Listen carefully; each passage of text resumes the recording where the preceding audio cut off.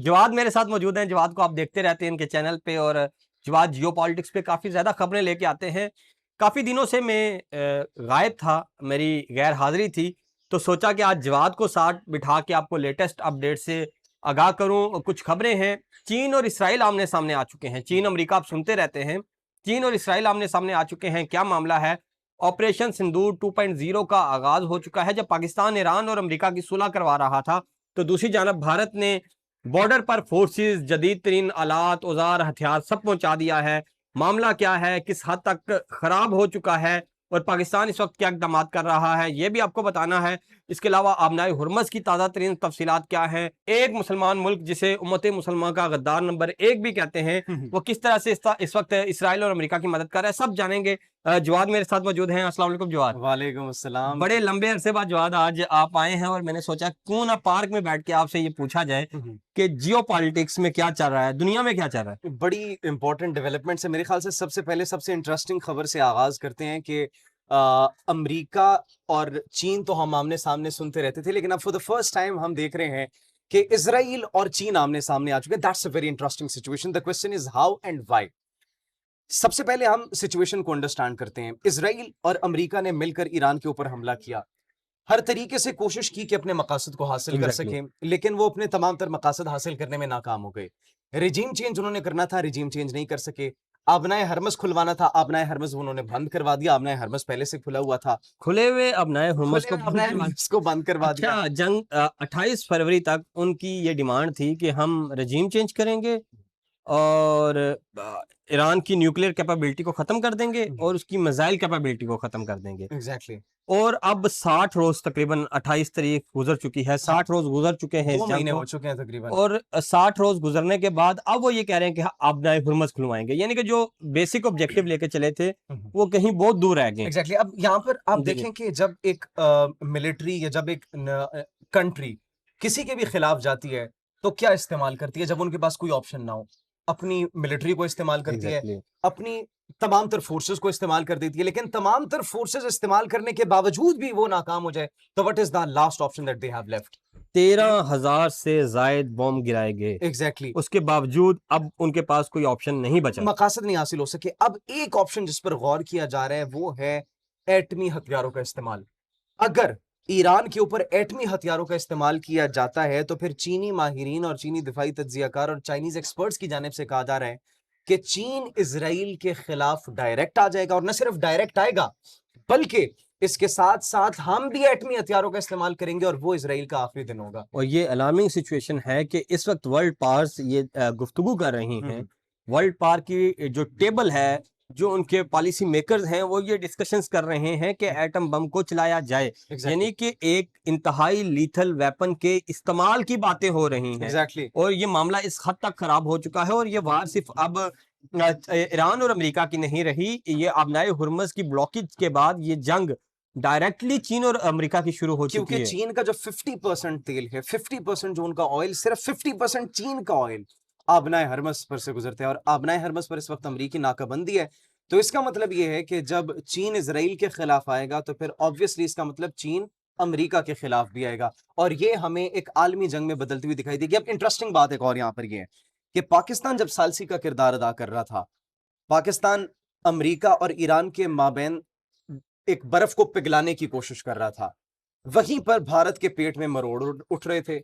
वो इसलिए उठ रहे थे क्योंकि भारत मुकम्मल तौर पर नेग्लेक्ट हो चुका था। अच्छा, भारत को There डिस्कस was करते हैं। not only a single country that was talking about the role of आबनाए India. Hormuz से जुड़ी एक और बड़ी खबर है, और शायद पाकिस्तानी बहुत कम ये जानते होंगे कि जहां अमेरिका ने आबनाए हुर्मस को ब्लॉक करके ईरान की तमाम नकलो हरकत को रोक दिया, बहरी नकलो हरकत को, और ईरान की तमाम तजारत इसी रास्ते से होती थी, तो वहीं पाकिस्तान ने पाक ईरान जो बॉर्डर है वहां से 6 ट्रांजिट रूट खोले हैं, और उन 6 ट्रांजिट रूट से धड़ाधड़ तजारत हो रही है। और ये सिर्फ ईरान के साथ हमारी तिजारत नहीं हो रही, ये हमारे साथ एक नया रूट खुल चुका है। अब अफगानिस्तान पर भी डिपेंडेंसी हमारी खत्म हो चुकी है, क्योंकि पाकिस्तान सेंट्रल एशिया से ईरान के थ्रू जो है वो जुड़ चुका है, कनेक्ट हो चुका है, और ईरान पाकिस्तान के थ्रू चीन से कनेक्ट हो चुका है।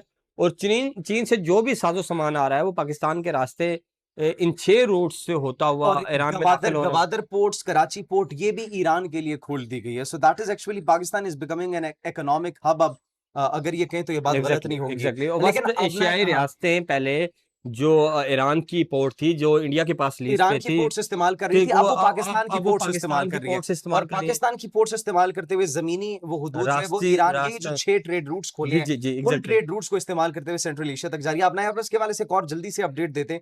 आपने अरबस खुलवाने के लिए एक ऑप्शन दिया ईरान ने, और अब आखिरी ऑप्शन जिस पर गौर कर रही है अमेरिका। अमेरिका पूरी दुनिया को अपने सिफारतकार जहां जहां पर भी मौजूद थे सिफारत खानों को उन्होंने एक्टिव किया। ना सिर्फ सिफारत खानों को एक्टिव किए बल्कि इसके साथ साथ उन्होंने पैगाम पहुंचाया कि एक नई हिकमत अमली बनाई जाए, जिस नई हिकमत अमली के तहत एक मुआहिदा बनाया जाएगा और वो तमाम तर पूरी दुनिया के मुमालिक किस पर वो करेंगे, प्रेशर डालेंगे, ईरान के ऊपर प्रेशर डालेंगे। ईरान ने कहा है कि प्रेशराइज करने से, किसी बेवकूफ के गधे की ट्वीट से हम अपना हरमस खोलने वाले नहीं। ईरान ने कहा है कि हम सिर्फ और सिर्फ अपना हरमस तब खोलेंगे जब ईरानी supreme leader Ayatollah Mujtaba Khamenei अहकाम देंगे। किसी का बाप भी आकर नहीं खोल सकता। नहीं खोल सकता। और ये सिर्फ ईरान नहीं कह रहा कि किसी का बाप भी अपना हुर्मज नहीं खुलवा सकता। अमेरिकी डिफेंस एनालिस्ट, अमेरिकी साबिक जर्नैल ये कह रहे हैं कि ट्रंप के टेबल पे ऐसा कोई भी हल मौजूद नहीं है जिससे अपना हुर्मज को खुलवाया जा सके। और ये ब्लॉकेज की वजह से उल्टा गल्फ ममालिक का मजीद नुकसान होगा, वो मजीद कमजोर होंगे और इससे चीन मजीद खिलाफ होता जाएगा। Exactly. और चीन जो फिर मेयर्स लेगा अमेरिका को दबाने के लिए वो मजीद नुकसानदेह होंगे। चाइना और ने एक अभी ये बात बड़ी इंपॉर्टेंट याद जी, जी। रखने वाली है कि चाइना ने अभी तक एक मैयर भी नहीं लिया। चाइना बैकएंड पे सपोर्ट कर रहा है ईरान को। चाइना खुद डायरेक्टली इस वॉर में इन्वॉल्व नहीं हुआ।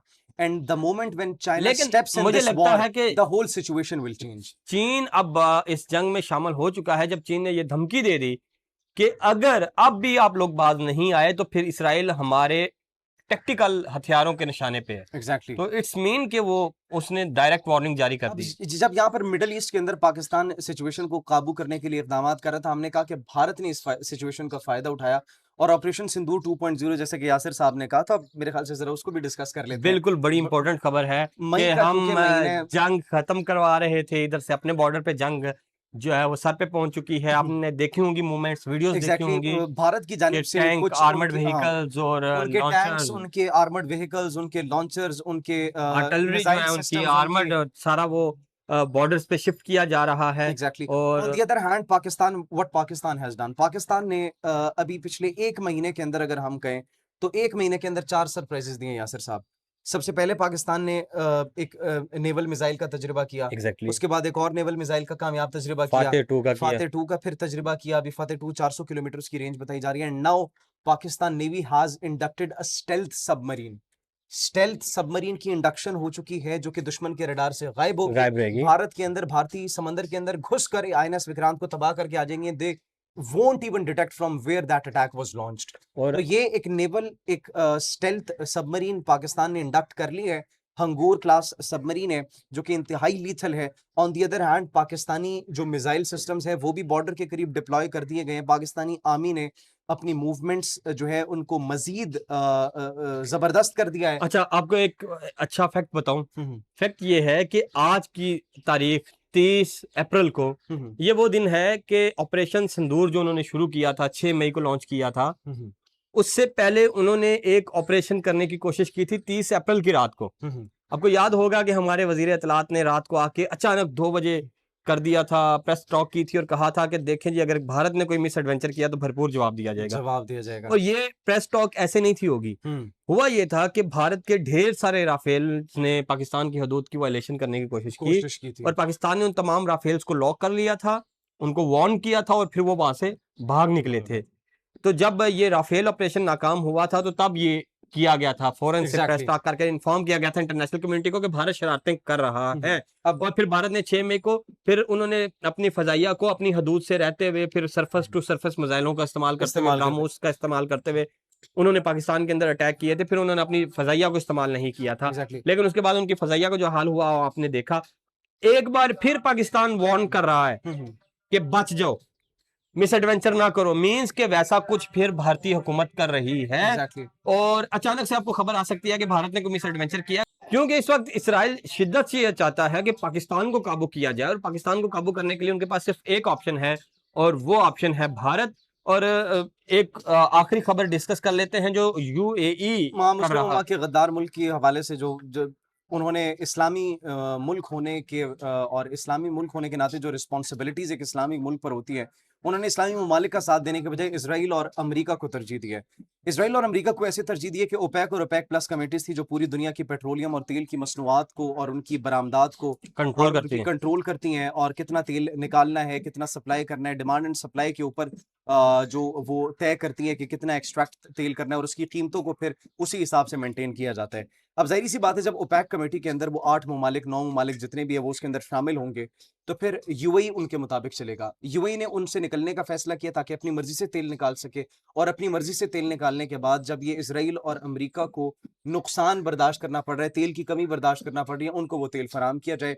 और ऑन दी अदर हैंड वो इस्लामी ममालिक की जो एक वो जो उनका एक इफेक्ट है उनके ऊपर और इम्पैक्ट है, उससे निकल कर खुलकर अमेरिका और इसराइल के मफादात के लिए अच्छा, काम इस करें। हवाले से कुछ मजीद भी मेरे पास इंफॉर्मेशन है कि ओपेक से दुबई असल में क्यों निकला। आई थिंक वो अगले व्लॉग में मैं ऑडियंस के साथ डिस्कस हाँ, करूंगा। अब तक के लिए इतना ही। वीडियो अच्छी लगी तो कमेंट बॉक्स में अपनी राय से आगाह कीजिए। वीडियो को लाइक कीजिए, शेयर कीजिए और चैनल को सब्सक्राइब कीजिए। मुझे इजाज़त दीजिए। अल्लाह हाफिज।